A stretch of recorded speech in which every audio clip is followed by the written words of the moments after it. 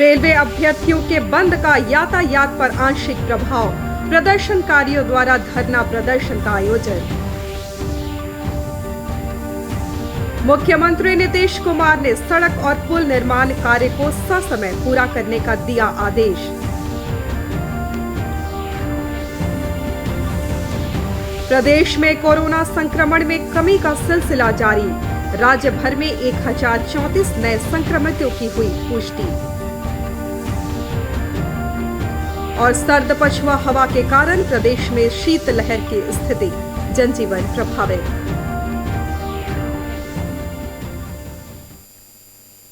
नमस्कार, मैं हूं तन्वी और अब आइए देखते हैं खबरों को विस्तार से। रेलवे बोर्ड की विभिन्न परीक्षाओं के रिजल्ट में संशोधन की मांग को लेकर अभ्यर्थियों द्वारा आज किए गए बंद के आह्वान का अभी तक आंशिक असर देखने को मिला है। हालांकि बंद समर्थक सड़कों पर उतरे हैं, मगर प्रशासन की ओर से गड़बड़ी के किसी प्रयास को विफल करने का पुख्ता प्रबंध किया गया है।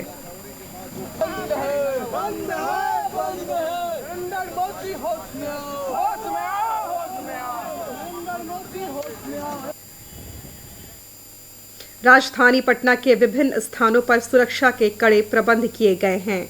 राजेंद्र नगर टर्मिनल, पटना जंक्शन, दानापुर सहित सभी महत्वपूर्ण स्थानों पर पुलिस और मजिस्ट्रेटों को तैनात किया गया है। प्रशासन का कहना है कि अगर आंदोलनकारियों ने तोड़फोड़ का प्रयास किया तो उनके साथ सख्ती से निपटा जाएगा। मजिस्ट्रेट और पुलिस व्यवस्था के पूरी व्यवस्था चाक चौबंद में पूरा व्यवस्था किया हुआ है। अभी नियंत्रण में है। हम लोग वाच कर रहे हैं कि बंद समर्थक लोग आएंगे तो उसको रोका जाएगा। इस बीच राजधानी के डाक चौराहा सहित विभिन्न स्थानों पर बंद समर्थकों द्वारा धरना प्रदर्शन का आयोजन किया गया। प्रदर्शनकारियों का कहना है कि सरकार जब तक अभ्यर्थियों के मांगों को स्वीकार नहीं करती तब तक आंदोलन जारी रहेगा। भाकपा माले के राज्य सचिव कुणाल ने कहा है कि रेलवे परीक्षाओं में बड़े पैमाने पर गड़बड़ी हुई है और अभ्यर्थियों की मांग सही है, इसलिए जन अधिकार पार्टी ने भी इस बंद का समर्थन किया है। आरआरबी, एनटीपीसी रेलवे का एक ऐसा एग्जाम है जिसमें सबसे ज्यादा हमारे देश के नौजवान पढ़े लिखे छात्र अपनी नौकरी की गुंजाइश उसमें देखते हैं। उसमें बिचौलिए माफिए का या किसी भी टेक्निकल गड़बड़ियों का आप हवाला दे करके छात्रों का नुकसान नहीं कर सकते हैं। आंदोलन का एकदम जायज है। उनकी तो नई मांग कुछ है ही नहीं। जो मैंने रेलवे ने जो वादा किया था उसी वादा को सही तरीके से लागू करने की मांग है। अब पहली मांग उनकी क्या थी? जो 35,000 वाली बहाली जो एनटीपीसी की है उसमें सरकार ने खुद वादा किया था कि इसका 20 गुना रिजल्ट हम देंगे। उन्होंने 20 गुना रिजल्ट दिया है, लेकिन वो फेक है। आज रेलवे एनटीपीसी के द्वारा जो धांधली किया गया था उसके खिलाफ छात्रों के सपोर्ट में जो टीचरों पर फर्जी एफआईआर किया जा रहा है उसके समर्थन वो एफआईआर वापस लेने के लिए जन अधिकार पार्टी आज पूरे मजबूती से पूरे बिहार में हम लोग आज सड़क जाम पर उतरे हैं। हमारे संवाददाताओं ने विभिन्न जिलों से खबर दी है कि वहां भी प्रशासन किसी भी परिस्थिति से निपटने के लिए पूरी तरह से तैयार है। हालांकि अभ्यर्थियों की मांग को देखते हुए रेल मंत्रालय ने परीक्षाएं स्थगित करने के साथ उनकी शिकायतों के निवारण के लिए विशेष कमेटी भी गठित की है। पूर्व मध्य रेलवे हाजीपुर के सीपीआरओ राजेश कुमार ने छात्रों से शांति बनाए रखने की अपील की है। मैं आपके चैनल के माध्यम से सभी छात्रों से यह अपील करना चाहूँगा कि रेल मंत्रालय आपकी जो समस्याएं हैं उसके लिए काफ़ी संवेदनशील है। इसीलिए हम लोगों ने एक 5 सदस्यीय हाई पावर कमेटी का गठन किया है। आपके जो भी कंसर्न्स हैं आप इस हाई पावर कमेटी तक पहुंचाएं। जितने भी हमारे आरआरबी के चेयरमैन हैं उनको निर्देशित किया गया है कि वे आप तक पहुँचेंगे। एक बहुत बड़ा आउटरीच प्रोग्राम हम लोग एक प्लान तरीके से लॉन्च करने वाले हैं। उस प्रोग्राम के तहत आपके सुझाव हैं, आपके जो कंसर्न्स हैं वो लिए जाएंगे और पूरी संवेदनशीलता के साथ रेल मंत्रालय आपकी समस्याओं का हल निकालेगी। मेरा आपसे पुनः निवेदन है कि आप बिल्कुल शांति बनाए रखें और धीरज रखें, धैर्य रखें। और अब अगली खबर सीएम समीक्षा बैठक से जुड़ी। मुख्यमंत्री नीतीश कुमार ने राज्य में सड़कों और पुलों के निर्माण कार्य में तेजी लाने और समय पर योजनाओं को पूरा करने का निर्देश दिया है। मुख्यमंत्री ने वीडियो कॉन्फ्रेंसिंग के माध्यम से पथ निर्माण विभाग की विभिन्न परियोजनाओं की कार्य प्रगति की समीक्षा की। इस दौरान अपर मुख्य सचिव पथ निर्माण प्रत्यय अमृत ने 70 घाट पुल, बख्तियारपुर, ताजपुर प्रोजेक्ट, जेपी गंगापथ, मीठापुर से करबिगहिया फ्लाईओवर के कार्य प्रगति के संबंध में विस्तृत जानकारी दी। समीक्षा के दौरान मुख्यमंत्री नीतीश कुमार ने कहा कि आवागमन को सुगम बनाने के लिए राज्य में कई सड़कों एवं पुलों का निर्माण तथा कई महत्वपूर्ण परियोजनाओं पर कार्य किया जा रहा है।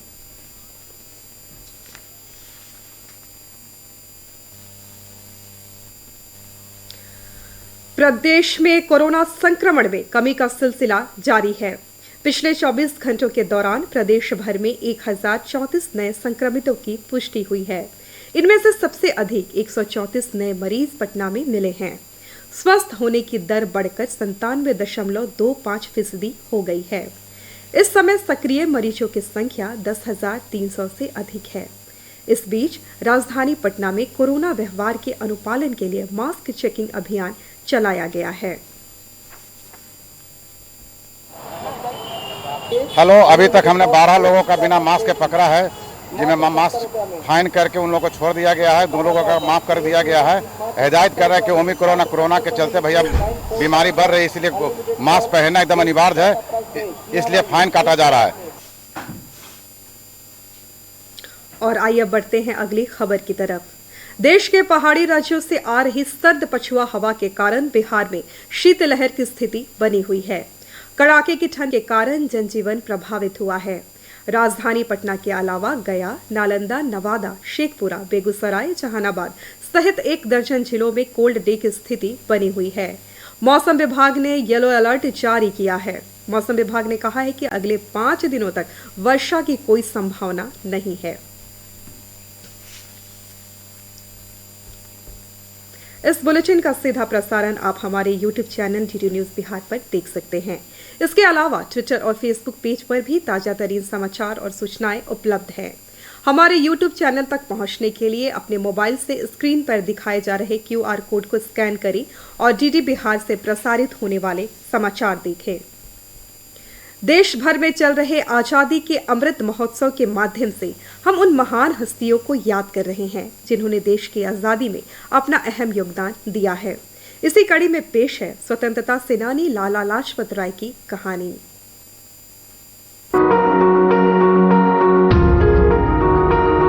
वतन परस्तों की ये बस्ती है।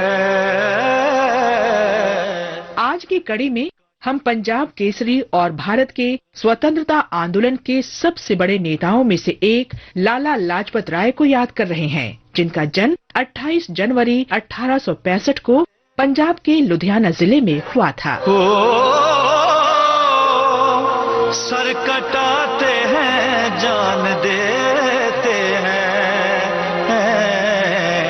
अर्श से ऊंची इनकी हस्ती है। पंजाब केसरी के नाम से लोकप्रिय वे लाल बाल पाल की तिकड़ी के सदस्यों में से एक थे। इस तिकड़ी के अन्य सदस्य बाल गंगाधर तिलक और बिपिन चंद्र पाल थे। तीनों ने 1905 में बंगाल के विभाजन के बाद मुखर राष्ट्रवाद की नींव रखी और स्वदेशी आंदोलन शुरू किया। इसके तहत ब्रिटिश साम्राज्य को आर्थिक रूप से पंगु बनाने और भारतीय वस्तुओं तथा संस्कृति को पुनर्जीवित करने के उद्देश्य से ब्रिटिश वस्तुओं और सेवाओं का बहिष्कार किया गया। ब्रिटिश साम्राज्यवाद से लड़ने में यद्यपि 2 महान राष्ट्रीय नेताओं महात्मा गांधी और लाला लाजपत राय का दर्शन अलग अलग था, लेकिन दोनों में एक दूसरे के लिए बेहद सम्मान था। यंग इंडिया में प्रकाशित महात्मा गांधी को लिखे एक पत्र में लाला लाजपत राय ने लिखा था, हालांकि मैं आपकी विचारधारा से पूरी तरह सहमत नहीं हूं, लेकिन मैं आपके निष्कर्षों से काफी हद तक सहमत हूं कि हमें क्या करना चाहिए। इससे पहले मैं भारत में जबरन क्रांति लाने के प्रयासों की निरर्थकता के बारे में अधिक आश्वस्त नहीं था। गुप्त प्रचार और गुप्त समाज का अंत दीर्घ काल में इसमें भाग लेने वालों के नैतिक पतन के रूप में होता है। मेरा मानना है कि कोई भी राष्ट्र स्वतंत्रता का हकदार नहीं है या वो इसे हासिल नहीं कर सकेगा जो इसके लिए मुश्किल स्थितियों को झेलने के लिए तैयार नहीं है। जब मैं ऐसा कहता हूं तो मेरा मतलब स्वतंत्रता की प्राप्ति के लिए कष्ट उठाने से है और इसकी कमी के लिए नहीं है।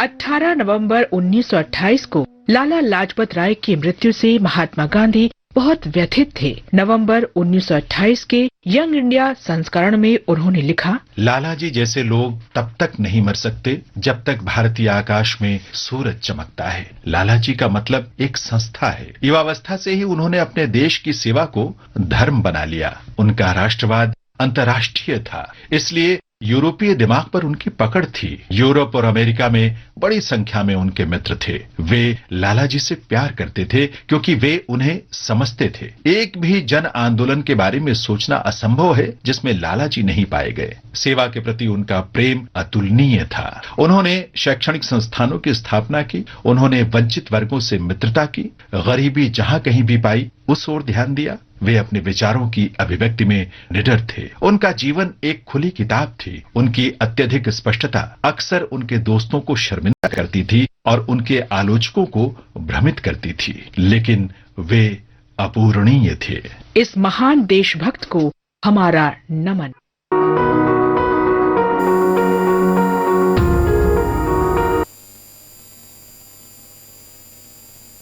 और अब बारी 3 मिनट में 10 खबरों की।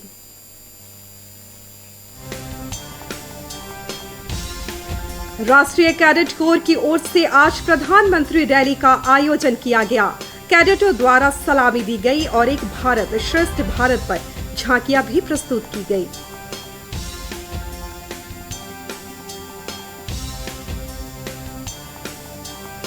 केंद्रीय स्वास्थ्य मंत्रालय के अनुसार देश में 164 करोड़ 44 लाख से अधिक कोविड रोधी टीके दिए जा चुके हैं।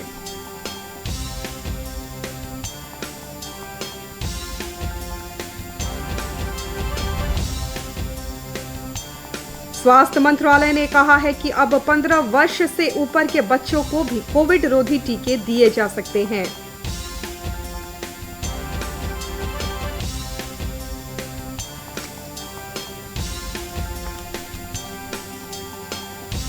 भारत सरकार ने कोवैक्सीन और कोविशील्ड टीकों की बाजार में सशर्त बिक्री को मंजूरी दी। इससे टीकों तक आम लोगों की पहुंच सरल होगी।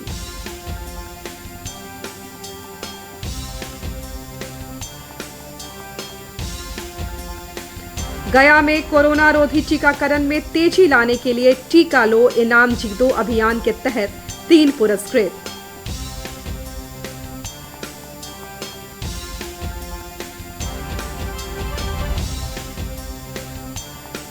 एयर इंडिया का प्रबंधन टाटा समूह को सौंपा गया। समूह ने कहा, विश्व की सर्वश्रेष्ठ सेवा दी जाएगी।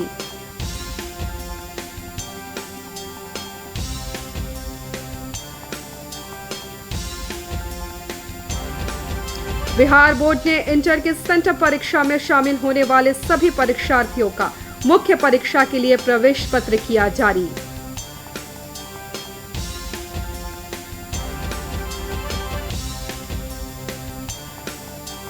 बक्सर में जहरीली शराब पीने के कारण कम से कम 5 लोगों की मौत हो गई है, जबकि एक व्यक्ति की स्थिति गंभीर बनी हुई है।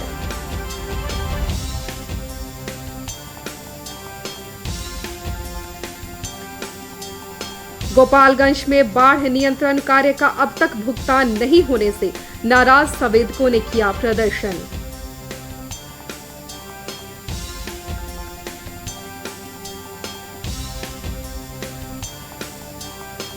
भारतीय हॉकी टीम के पूर्व कप्तान चरणजीत सिंह का निधन। 1964 के ओलंपिक में स्वर्ण पदक लाने वाली टीम का किया था नेतृत्व।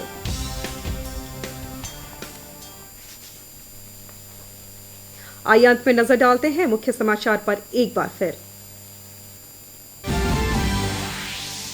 रेलवे अभ्यर्थियों के बंद का यातायात पर आंशिक प्रभाव। प्रदर्शनकारियों द्वारा धरना प्रदर्शन का आयोजन। मुख्यमंत्री नीतीश कुमार ने सड़क और पुल निर्माण कार्य को ससमय पूरा करने का दिया आदेश। प्रदेश में कोरोना संक्रमण में कमी का सिलसिला जारी। राज्य भर में 1034 नए संक्रमितों की हुई पुष्टि। और सर्द पछुआ हवा के कारण प्रदेश में शीतलहर की स्थिति, जनजीवन प्रभावित। दर्शकों, कोविड का खतरा कम नहीं हुआ है, इसलिए आप सबों से अपील है कि कोई भी कोताही ना बरतें। मास्क पहने, सुरक्षित दूरी बनाए रखें और अपने हाथों को सैनिटाइज करते रहें। नमस्कार।